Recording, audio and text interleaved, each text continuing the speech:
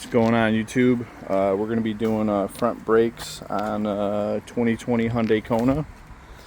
I already did the other side, but you know, I haven't touched this side, so the passenger side. So if you didn't already see it, I have a rear brake video on my YouTube as well for the Hyundai Kona, so check that out. But we'll go ahead and get right into it. Before we get started, I'll show you all the bolts you need to take out. You got 2 Phillips screws here that hold the rotor on. You got 2 caliper bolts. Those are 14 millimeters. And then the caliper bracket bolts are 17 millimeters. If you can see them right there, right there, right there. These are all the tools you'll need.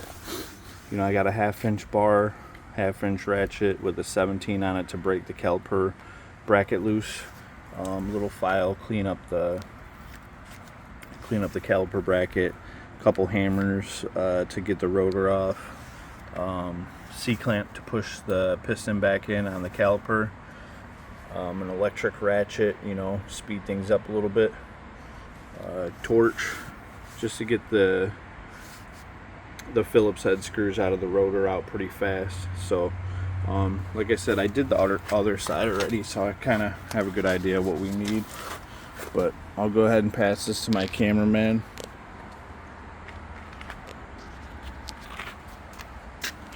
We'll go ahead and get started. So I'm just going to heat up these Phillips bolts to make sure they come out easy. I'm not even going to waste any time.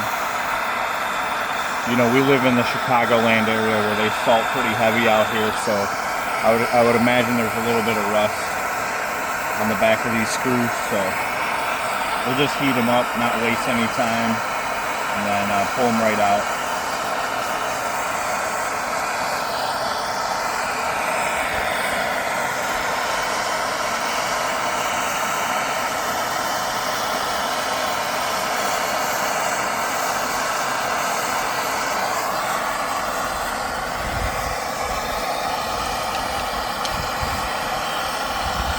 Look at that. Nice, isn't it?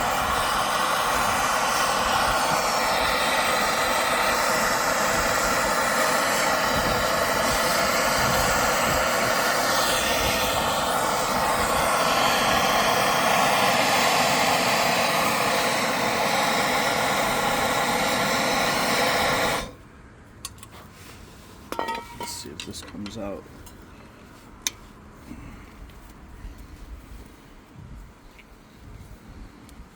Yeah, a lot of times you got to use an impact screwdriver, or, you know, I got an oxyacetylene torch at my shop to get it cherry red and it'll come right out. But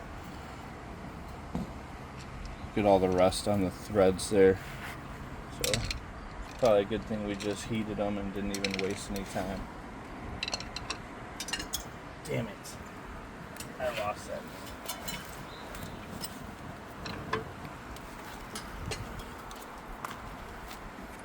Good thing my screwdriver is magnetic. So I'm going to go ahead and get right into taking the caliper off. 2 14 millimeter bolts. Show you guys a little trick if you have one of these Milwaukee ratchets. Go out, you got to start on the gas. So watch. If you try to just put it on there and break it loose, it won't do it. But if you start on the gas, as I call it,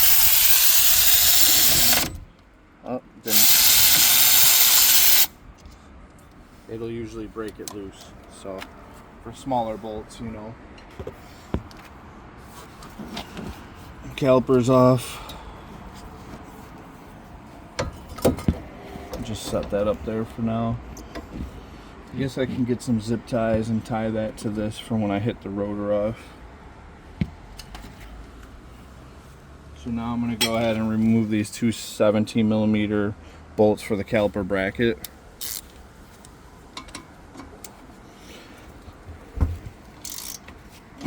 At least crack them loose with this, and then I'll move to the angle ratchet. They're pretty tight.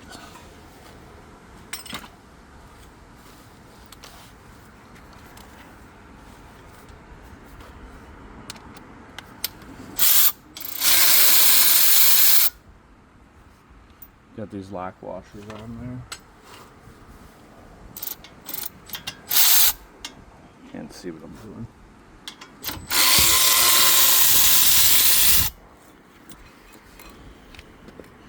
Got the bracket off.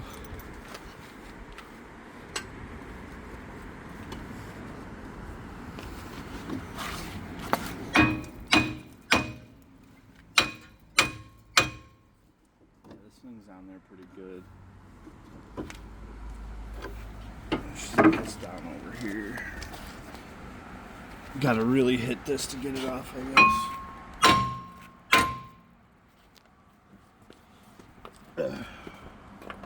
And don't be scared. Always try to hit the edge. That way you get that, you know, that cantilever action on there. I mean, if you're replacing the rotors already, just whack it, man. Don't be scared.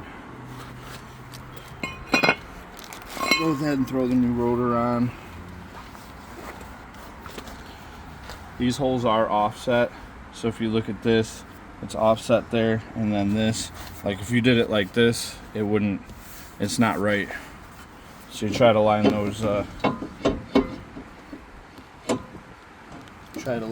bolt holes up for the Phillips heads.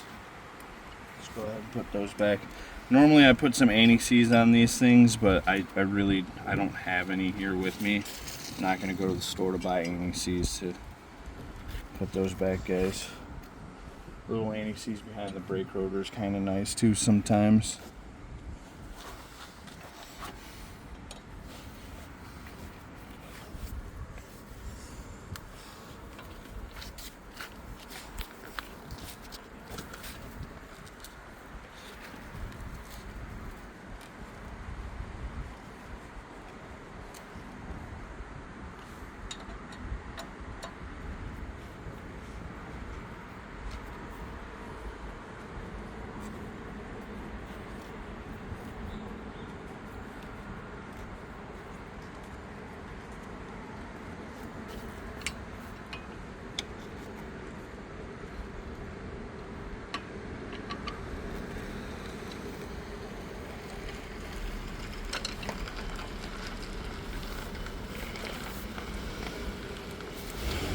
Got these little spring clips in here.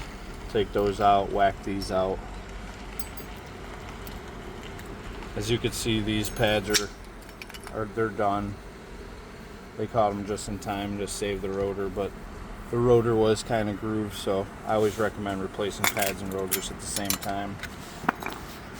I'm gonna go ahead and push this caliper piston back in.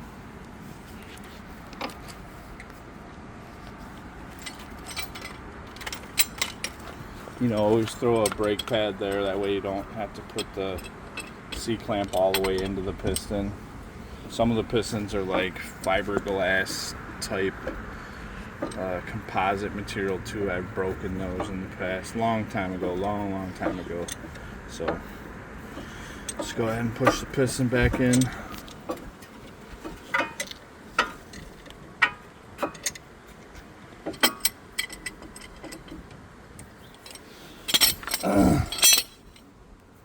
So that's all ready to go right there. Put that to the side until we're ready to put it back on.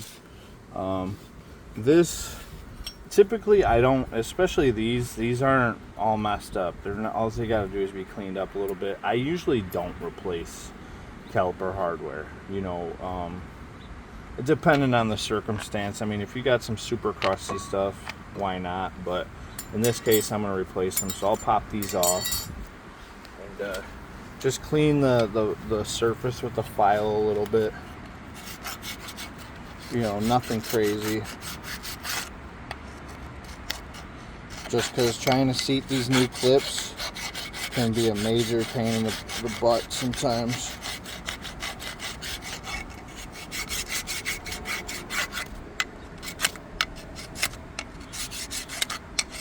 You know, at my shop, I have a lot more resources there. Over here, I just got basic tools, you know, so.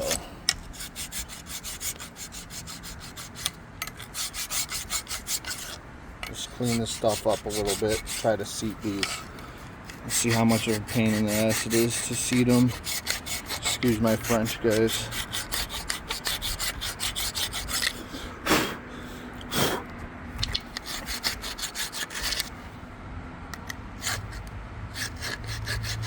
There you get all the surfaces cleaned up, just a little bit.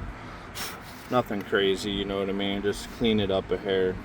Try to clean up that rust. Let me find the new hardware.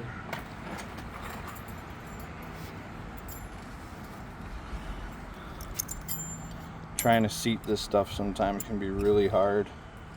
So that's what she said.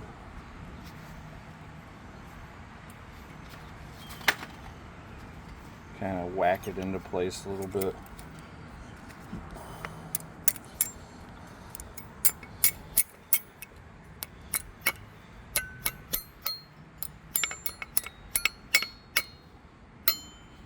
That one's seated pretty good, so that was easy.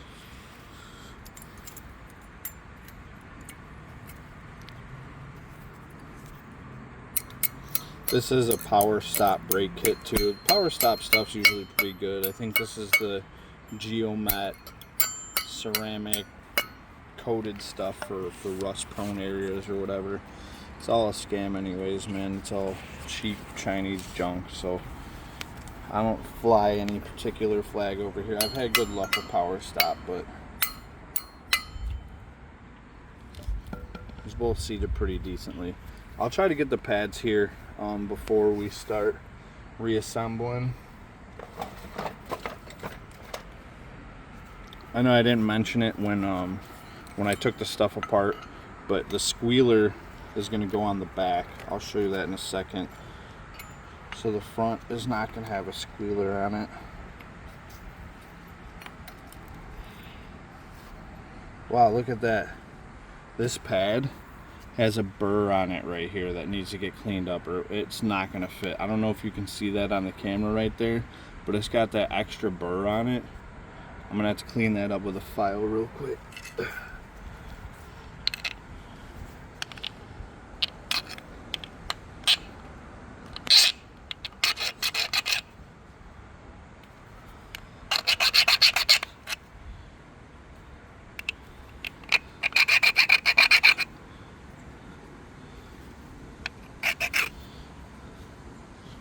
That's not cool. There you go. Power stop sucks. I was wondering why I wasn't fitting in there.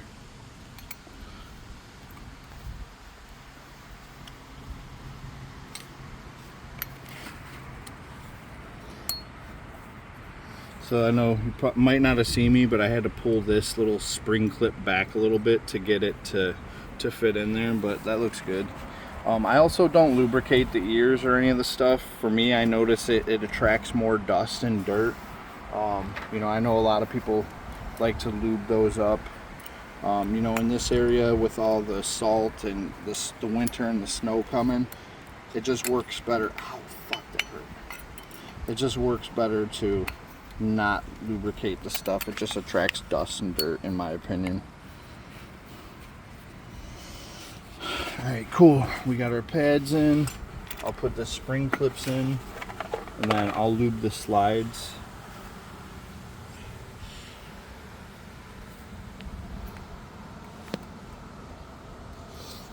These little spring clips keep the pads away from the rotor.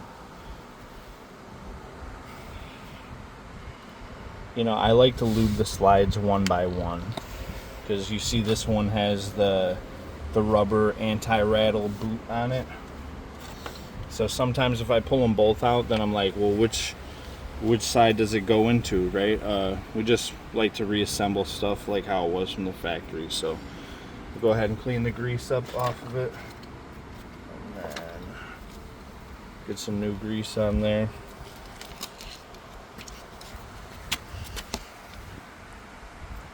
Yeah, I always like to do these one by one for that reason. That way I don't get them mixed up, right?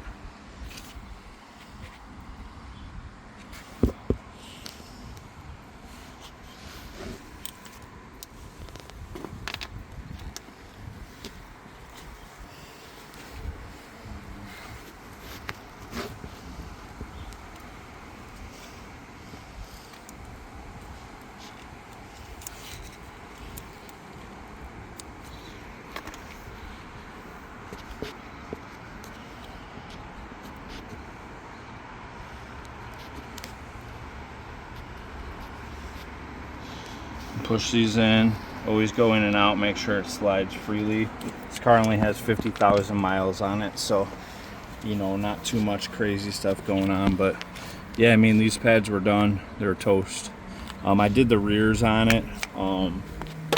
They weren't terribly bad. They were probably like 40% life left on them, but customer wanted to just go ahead and get everything done. So we'll go ahead and throw those 17mm bolts back in for the bracket.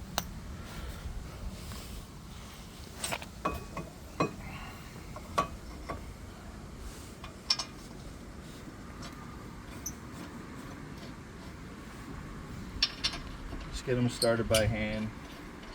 Then I'll ram them in with this.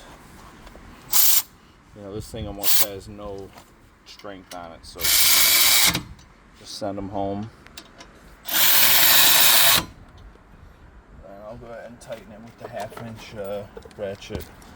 Get them nice and tight.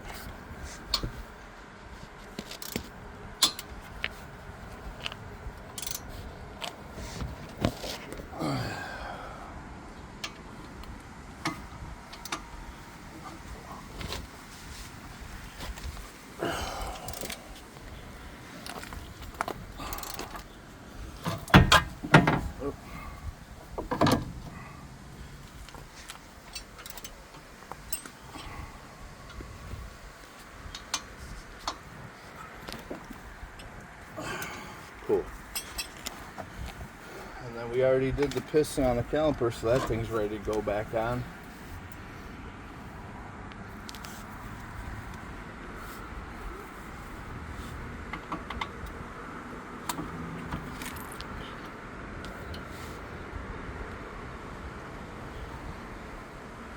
Just 14mm bolts.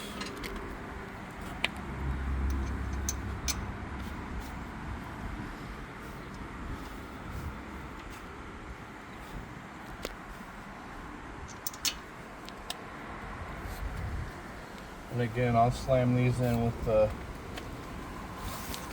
electric ratchet.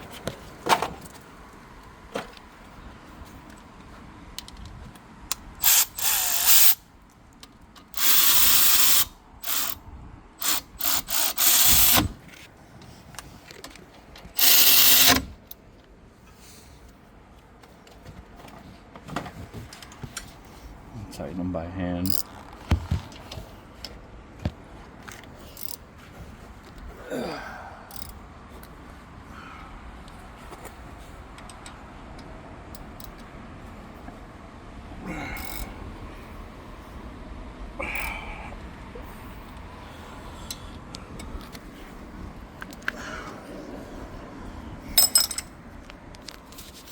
And that's it, guys.